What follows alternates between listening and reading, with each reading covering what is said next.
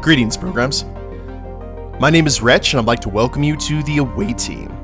Now, this is an interactive fiction title that is going to be released on Steam here on July 22nd, but I got myself an advanced copy, and I'm really interested in the premise of this game. It's very sci-fi, very retro looking, and I think we're going to have a lot of fun with it. So let's go ahead and start a new game and see where we go here in the galaxy. Character select. Candidates, 10 available candidates. And crew, 0 out of 6. Unlocks in easy. So I guess we're set at medium right now. Yes, we are. Holy crap, and at hard you can only have 4 crewmates? That'd be a very short voyage. So we got... these guys have full bios. Holy crap. Eric Pritz. Eric is a proficient mechanic fascinated by the inner workings of things. He prefers to spend time dismantling and rebuilding various machines and often has difficulty relating to other crewmates. Some of his old designs are used aboard this ship, but he is completely unaware of this fact. Mechanic, observant, tough, loner. These guys have their own little character sheets here. Aislinn is amused that a comedian would be selected for the crew, but she's figured that if anyone needs levity, it's very likely to be the last few humans in the universe. So we're not in a Starfleet kind of thing, we're refugees. This is more Battlestar Galactica. She does get a bit space sick right after waking up, but it hasn't quashed her hunger for space adventure or food. Comedian, genial, lucky, glutinous. So she might be our Counselor Troy?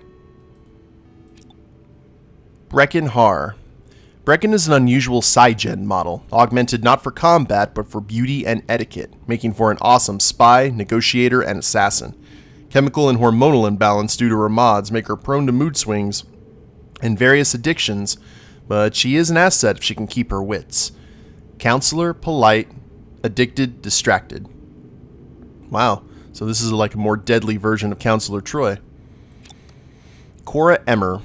Cora is a bit hobbled by a crippling injury, but her aptitude with biology and chemistry qualified her for this journey.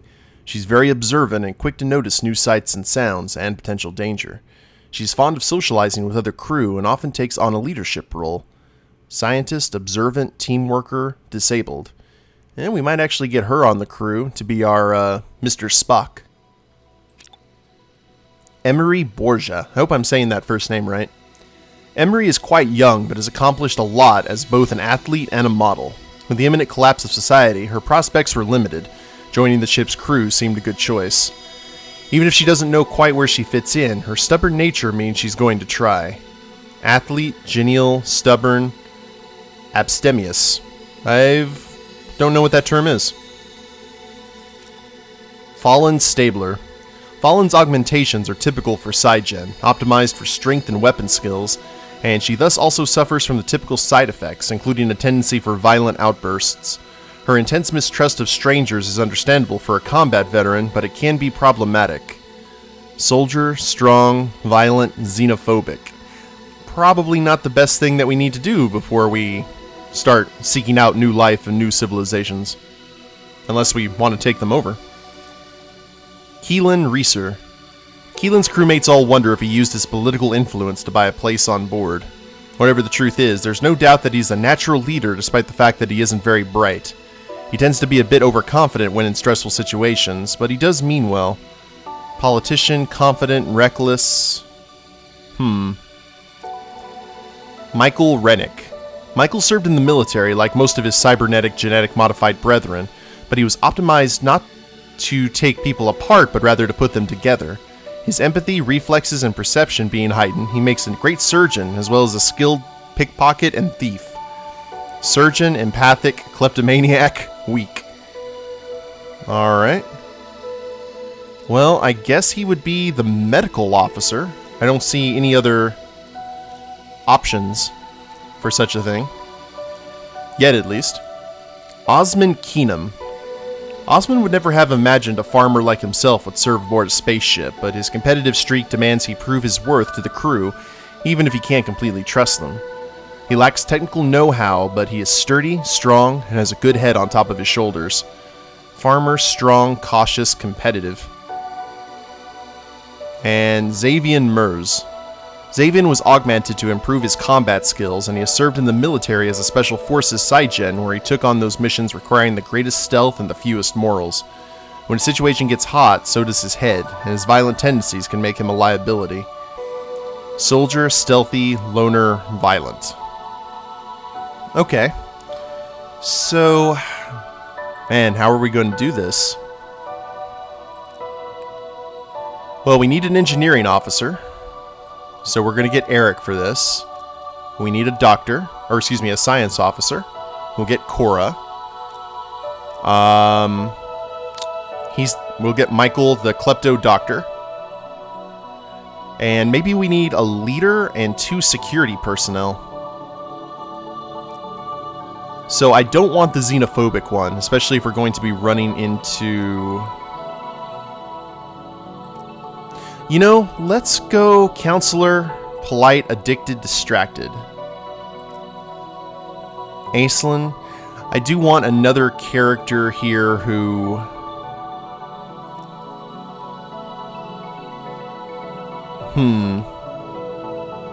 She definitely keep morale up being a comedian. I don't want Keelan because he's a politician. That's the last thing we need. We've seen Battlestar Galactica to know that. Let's go ahead and have Xavian as our security officer.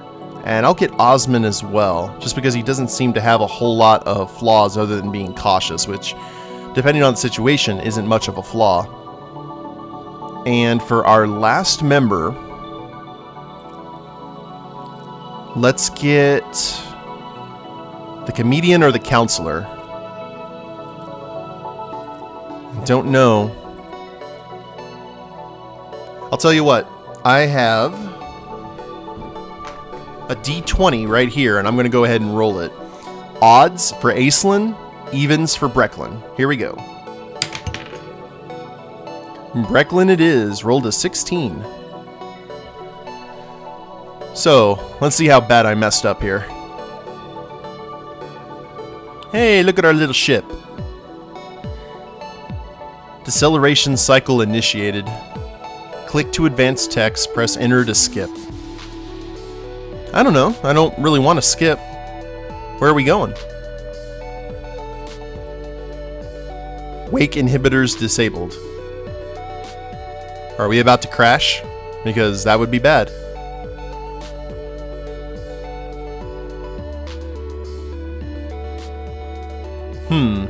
Mission parameters loaded. Oh, it's a loading screen. By the mid-2050s, Earth was all but destroyed, ravaged by war, climate change, and famine. Yeah, that seems to be on track.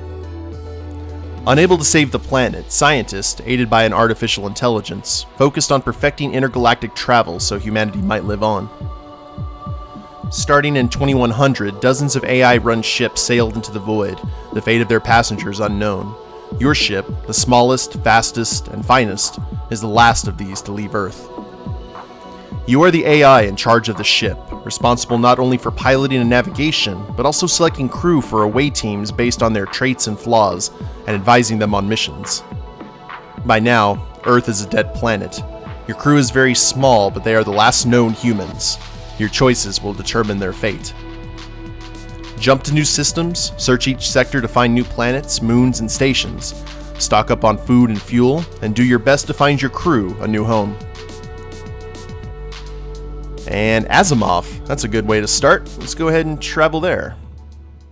Star Class K, Object Type Moon, Object Mass Subterranean or Subterran, 0 Celsius, Atmosphere, Gravity, Habitability. Summary, if this location wasn't programmed into the ship's maps, it would not have been worth slowing down for. Sensors detect no signs of life, no obvious fuel sources, not even any obvious carbon-based material for the food replicator. It's a dead world. The precise target, however, seems to be the large moon in orbit around the planet. No more alive, but slightly more interesting. Okay, let's crew deploy. And the leader. And actually, we could send the entire crew, couldn't we? Alright.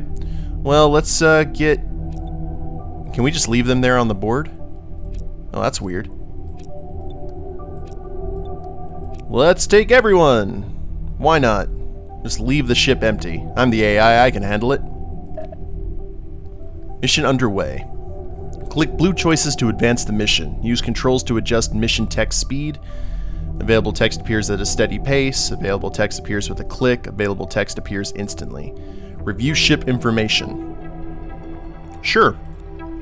What system would you like to review? AI housing.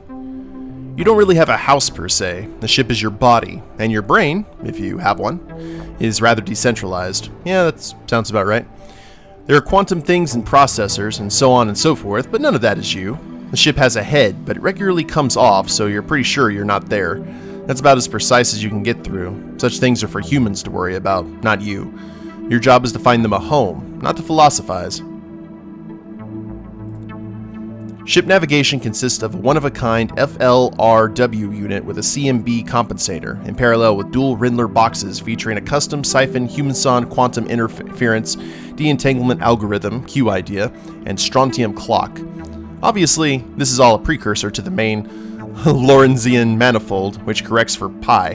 The nav computer interfaces with a sandbox clone of your personality, residing within a self-contained ZM hypercomputer hooked to a Lindley compensator, a Fredkin jump unit, and a Morton's fork. It's programmed to use basic Chitin avoidance protocols, but is theoretically allowed to override those if it deems necessary. Woo! Crew compartment. The crew compartment consists of everything inside the hull, which is to say anything that isn't integral to ship function. Everything actually important is only accessible from outside the ship, and all systems are self-maintained by a veritable army of semi-autonomous drones. That said, the crew-accessible facilities include the cryogenic units, or cryonic units, food replicator, and associated planet-side gear, including their atmospheric suits, later doubling as entertainment units via the helmet's internal full-screen HUD capacity, or capability. The food replicator is one of the systems you'll have to keep an eye on. The Davy Supertasker is programmed with hundreds of recipes, and its Banach-Tarski device can piece together a nutritious and tasty meal in minutes from raw materials. But it can't replicate forever from nothing, and it will need a steady supply of raw carbon-based material to function. The crew's atmospheric suits contain some of the same technology, which can help repair even life-threatening wounds in the field, although they can't handle catastrophic crush injuries, major organ disruption, and major brain injuries. They're designed to maintain 1 atmosphere of pressure no matter what a planet might throw at them. Operating temperature ranges is approximately 150 to minus 50 Celsius, probably as low as minus 200 if you can get a volunteer to test it. Helmets are fully and redundantly wired for video and sound and contain a plethora of sensory apparatus and a full-screen HUD. Cryonics. The cryonic units aren't actually anything to do with cryogenics, although the crew insist on referring to them as such. It's rather a form of chemically suspended animation and nanochems preventing free radicals from snipping telomeres. The main function is to protect the crew during interstellar transit, and to that end, each unit is self-cooled via redirected ISM and contains its own protonic deacceleration field and HCE deflector. Each unit also has its own Drene inhibitor and autonomous Theseus unit to help maintain crew integrity, mental and physical, during cryptobiosis. So this is similar to the ships in Alien. I think we're good on everything else. Let's go ahead and... If this location wasn't programmed to the ship's maps, it wouldn't have even be worth slowing down for. Sensors detect no sign of life. The crew clambers up into the top of the ship and prepares the shuttle for a lunar landing. Once a trajectory is plotted, the magnetic couplings are released, and the shuttle gently eases loose from the main body of the ship in a process the crew has grimly referred to as decapitation. It doesn't hurt you a bit, and anyway, everything responsible for you is currently much lower on the body of the ship. You don't need a head to survive. As you adjust speed and angle to keep the ship in a stable orbit, the shuttle closes in on the surface of the moon. As cameras and sensors come online, it becomes clear that this is definitely the right place, or at least an interesting one. Giant lines, many kilometers long, are carved into the lunar surface, like the Nazca lines on Earth, but actually visible from space. The crew can make out at least 3 sets of straight crossed lines with a large arc below them. Clearly the lines are not natural, but what do they indicate? Why is this little moon, of all places, the first destination on the ship's maps? There's no logic behind it as far as you can tell. Perhaps the crew can figure it out. Well, let's investigate the center site first, and then we can head to the leftmost or the rightmost. The shuttle heads toward the center marking. Seems like the most obvious place to look for. Whatever there is to be found here. X always marks the spot, after all. Hopefully it's this one. The surface seems fairly flat and stable, but is covered in several inches of powdery white dust that scatters in all directions as the shuttle lands. Fortunately, there's not too much of it. It seems that whoever made the marking cleared things out pretty well. The crew steps out of the shuttle. Visibility around them is pretty good for a fair distance, and it's easy for them to see that the shuttle landed quite near to the center of the X. It's not far. Xavian frowns and clambers on top of the shuttle, bending one of the antennae. Hopefully they didn't do too much damage. Something's not right here, they say. This feels like a trap. Eric Pritz looks skeptical. Care to be more specific? Xavian shakes his head. Just a feeling. It's too open, too obvious. I got a bad feeling about it, that's all. Well, Xavian is loner and violent. He's not suspicious, though. Let's go ahead and stay. The crew gets back in the shuttle and considers the matter. In the end, they decide to stay and see this through. Let's explore the immediate area, and then we'll head for the center of X. There's clearly not much to see right around the shuttle, but a bit further out there are at least some interesting rocks. The soil stirs a bit underfoot, but not much. It's very fine and semi-abrasive, but harmless enough. You're tempted to ask someone to volunteer to inhale some, so you can see what it does to lung tissue, but you don't vocalize this to the crew. You wonder if humans have these odd thoughts too. Visibility is overall quite excellent, and it's very easy for the crew to keep line of sight to the shuttle. There just isn't anything obvious around. So we could investigate the center site again, but let's check the leftmost site, and we'll head back to the center last. The shuttle veers to port and descends towards the curious mark to its left. The marking seems just slightly larger than the other two, although it's hard to tell without more precise measurements that you don't have time for. All the crew can tell really is that it's many kilometers long, which they already knew. The surface near the center of the marking seems fairly flat and stable, but is covered in several inches of powdery white dust that scatters in all directions as the shuttle lands. It seems safe enough out there. Visibility is lowered, but inside atmospheric suits, the crew will be breathing recycled air anyway. No need to wait. You tell them to spill outside and get accustomed to the lower than expected gravity. Analyze some soil samples. Let's see what this white dust is. There's plenty of soil to analyze, seeing as it's in a giant cloud around the shuttle.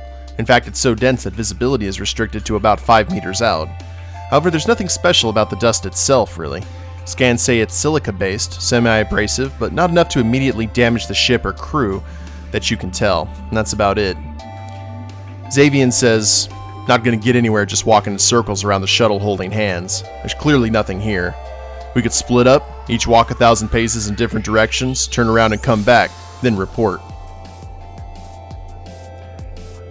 Well, actually, let's go ahead and go with Xavian. Let's go and search farther out. With food and fuel in limited supply, it definitely makes sense to try and cover as much ground as possible. The crew does rock, paper, scissors to choose directions and then splits up. Of course, because that's how you always do those situations. After 1,000 paces, they turn around and head back to the shuttle to do a head count and compare notes, but it looks like nothing was discovered but more dust. It looks like they were rolling around in a pit for cornstarch. "Where's Xavian?" asked Eric Pritz. Indeed, they appear to be missing. They don't respond to any frequency, and despite waiting for over an hour, there's no sign of their return. "Damn it," says Eric. "I always had doubts about them.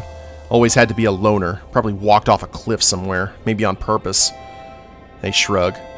Nothing to be done for it now. Have to move on. The loss is tragic, but the mission must continue. So we already left. Ah! Oh no! So we just lost one of our guys right off the bat. Rip, Xavian. It was your idea to go off in that direction. Well, let's check the rightmost site then. The shuttle banks to starboard, heading towards the strange X marking in that direction. Nothing remarkable is evident from the air, and the shuttle comes in for a gentle landing dead center of the X, on what turns out to be somewhat rocky and uneven terrain. A faint haze of dust hangs in the air, but the ground is apparently relatively clear of the fine soil, evident elsewhere. Once outside the shuttle, there's not much to see, and options for the away team seems limited. Let's just take some rock samples. Actually, no, we're gonna explore the area. The center of the X reveals nothing of interest, although it does become clear that one of the bars of the X, the one pointing towards what the crew assumes is northwest, appears to be more clear of debris than the others, almost if it were intended as some sort of road or runway. Time and erosion have somewhat erased the difference so that they look more or less the same from the air, but up close it's clear that this was done purposely. It's just not as obvious what the purpose was or who exactly did it. Let's explore using the shuttle, since we've already seen that the terrain here is dangerous. Exploring on foot is too risky, even if it does mean perhaps missing some crucial details. The crew gets back in the shuttle and does some observation from the air. There's not much to see beyond the markings already observed, an unremarkable plateau to the northwest. Considering all available data and what scant resources remain, it might be worth heading towards the unmarked northwest plateau. There may be nothing really visible there from the air, but if humans were here, and the surface was this inhospitable, then there very well could be something underground. Yeah, let's head to the unmarked site. A plateau rises up before the shuttle. Even from a distance, it's clear to the crew that there is something about the area that's unnatural. Not in a scary, spooky way, but in the sense that nature clearly did not make everything here. The sides of this plateau are a bit too steep and regular. Some hand had a part in shaping this terrain. The question is, was it human? There are no obvious structures atop the plateau, but readings indicate that there are several hollow spaces rather near the surface. It's likely that there's more here than meets the eye. There are two decent landing areas, dead center or off to the north. The center looks more convenient, but the northern edge looks a bit safer. Let's go to the northern edge. I don't want to land because we don't even know what it is. The shuttle lands near the northern face of the plateau, settling gently to the ground. There's no sign of the pervasive dust found everywhere else on the moon. The surface is clean and smooth, although not quite what one would call polished. The crew leaves the shuttle to look around, but finds no obvious way underground. Perhaps there might be a path elsewhere. Upon exiting the shuttle, Cora Emmer can't help but notice what looks like something metallic beneath the shuttle. It's extremely irritating to have to do it, but the shuttle is boarded and flown exactly 3 meters away, then powered down again. Sure enough, there's a metal hatch in the ground, right where the shuttle has landed. Let's enter the hatch. The hatch opens to reveal a rather deep shaft, about 1 meter wide, with handholds carved into the stone on all sides. The crew heads down, taking care to avoid a falling incident. Fortunately, the etchings in the stone are deep and practically unused and are easy to grip. The bottom is quickly reached. The crew turns up the brightness on their helmet lights, revealing a relatively small chamber with stone carvings etched on all sides. The center is a statue, and is clearly that of a man. This chamber, and everything within, definitely came from humans. The away team is definitely on the right path. Huzzah! Hopefully we won't find eggs with facehuggers. Let's investigate the wall carvings. Boop! The carvings depict what are clearly constellations of some sort. Points of light of various sizes, some of them connected by lines, are definitely meant to indicate arrangement of stars. But the constellations are nothing that anyone is familiar with, and there's not enough information given to surmise what these stars, viewed from Earth, might have been. Weird, says Cora. Notice how each one of the stars, I think it's obvious these are stars, is connected to at least 3 others, so each dot has 3 lines coming off of it. Great, says Brecklin Har, but what does that tell us? Nada. There are no answers, but the crew is getting tired of a certain someone's attitude. It's time to get the crew back to the ship before someone murders someone else. Brecklin Har, who is Brecklin? She's the counselor! Why do you have the attitude, counselor? Let's look at the statue. The statue depicts a curly-haired man, albeit an idealized version of one, some 4 meters tall, heavily muscled, and quite traditionally handsome by 21st century Western European standards. Around his wrist are what appear to be metal cuffs, each bearing what appears to be a broken chain link. Pulled around his feet are long links of the same type of chain, and under his right foot is some sort of large, crushed bird. Bizarrely, the statue's face is missing a mouth. Perhaps the carvers didn't have time to finish, or couldn't be bothered. Beneath the statue is written, "I see a shade, a shape, 'tis he arrayed, in the soft light which spread like radiance from the cloud-surrounded moon." This seems familiar, says Michael. Some kind of poem or something. They rack their brain for a moment. Let them figure it out, or it's Prometheus. Let's let them figure it out. Something with a P. Pythagoras, Polyphemus, says Michael. Aha! It's Prometheus. And with the snapped chains, I bet it's Prometheus Unbound, poem by Percy Bysshe Shelley. Fantastic, says Brecken. But what does that tell us? Nothing. No one has any answers, and the crew agrees that someone is pushing their luck. Yeah, Brecken. Don't be a prick. Order the crew to return to the ship. The away team carefully records everything, gets back into the shuttle, and leaves the moon's surface. No further conclusions are realized on the way back. Once the shuttle is recoupled and the ship has its head back, the crew uploads the rest of the data into your system and heads off to find food and prep for the next journey. Slowly, since they have to reorient themselves now that their frame of reference is 90 degrees off and gravity, provided by the engines, is down again. But the time they've stumbled down the first ladder, you've solved the mystery. You inform them once they've settled in.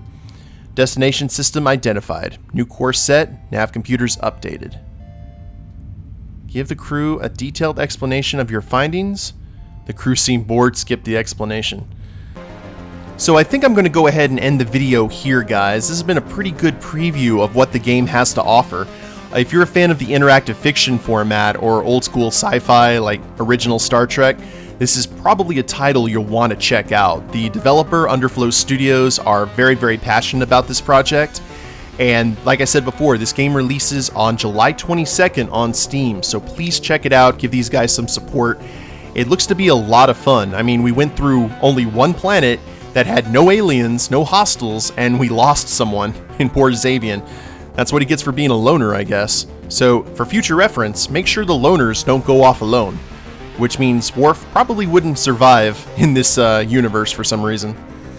But hope you guys enjoyed the video. If you want me to keep going, please let me know in the comments, because I'll just keep playing from this point and see how far we get. Otherwise, just check out this game on the 22nd. If you liked the video, please leave a like down below. Subscribe to the channel, leave a comment, that'd be a big help. And we'll see you next time. Later days, everyone.